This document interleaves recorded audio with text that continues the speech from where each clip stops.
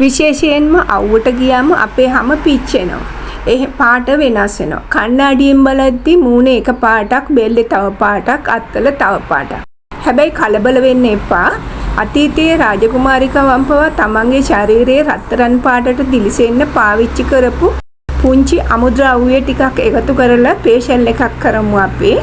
මේකට ගන්න විශේෂයෙන් වැල්මි. වැල්මි වල තියෙන රසායනික සංයුතිය අපේ හැමේ ඇතුළතටම ගිහින් තියෙන මරුණු සම අයින් කරලා පැහැපත් බවක් ලබලා දෙනවා.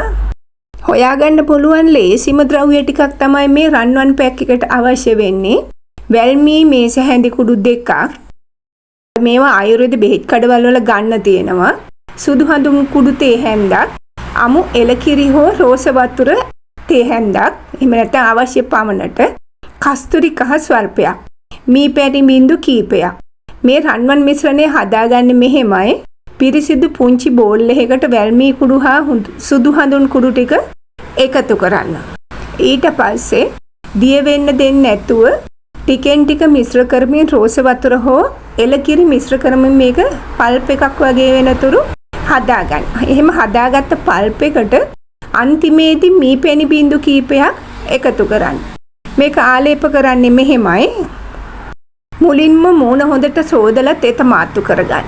ඊට පස්සේ මේ අඟනා වැල්මි පැක් එක පින්සලකින් හෝ ඇඟිලි තුඩු වලින් මුහුණේ සහ බෙල්ල වටේට ඝනකමට ගන්න. ඇස් යට කළු වෙලා නම් ඇස් වටේත් පරිස්සමට ගන්න. නමුත් ඇස් වලට යන්න දෙන්න එපා. මෙහෙම ගාගත්ත පැක් එක විනාඩි 20ක් හෝ 30ක් ඇස් දෙක පියාගෙන නිස්කලංකවම ඉන්න.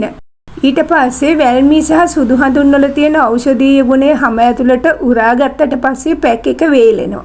මෙහෙම වේලුණාට පස්සේ කරන්න තියෙන සේදීම. පැක් එක හොඳට වේලෙනාට පස්සේ ඇඟිලි තුඩු වතුරෙන් ටික ටික මූණට දාලා මසාජ් කරමින් සෝදන්න. ඊට පස්සේ සීතල වතුරෙන් මූණ සම්පූර්ණයෙන්ම සෝදලා පිරිසිදු තුවායකින් මූණ පිහෙනකොට පරිස්සමෙන් පිහදන්න. දැන් ගිහිල්ලා කණ්ණාඩිය ළඟට ගිහිල්ලා බලන්න. ඔයාලගේ මූණේ පිච්චිලා තිබුණ කළු පාට සහ අසමාන පාට ලප කැලල් කිසිවක් නැති වේවි, මැකිලා තියේවි. කුරුලේ ලප කැලලුත් මැකිලා තියේවි. හොඳම ප්‍රතිඵල ගන්න නම් සතියකට දවස් 3ක්වත් මේක කරන්න ඕන. හදිසි උත්සවයකට යන්න කලින් රෑ දවසේ මේක කළොත් පහුවෙනිදාට මේකප් ඕන වෙන්නේ නැහැ.